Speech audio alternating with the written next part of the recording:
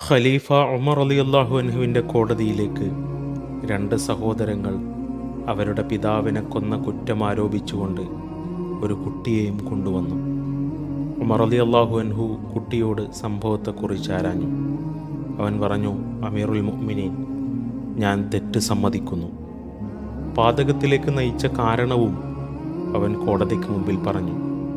എൻ്റെ ഒട്ടകം ഇവരുടെ ഉടമസ്ഥതയിലുള്ള വളപ്പിലേക്ക് കടന്നതിന് ഇവരുടെ പിതാവ് ഒട്ടകത്തിൻ്റെ കണ്ണിന് കല്ലുകൊണ്ട് കുത്തി.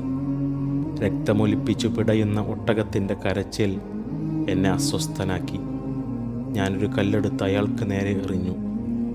കല്ലദ്ദേഹത്തിൻ്റെ തലയിൽ പതിക്കുകയും മരണപ്പെടുകയും ചെയ്തു. ഖലീഫ ആ സഹോദരങ്ങളോട് കുട്ടിക്ക് മാപ്പ് കൊടുക്കാൻ തയ്യാറാണോ എന്ന് ചോദിച്ചു. തയ്യാറല്ലെന്നും ശിക്ഷ നടപ്പിലാക്കണമെന്നും അവർ തീർത്തു പറഞ്ഞു.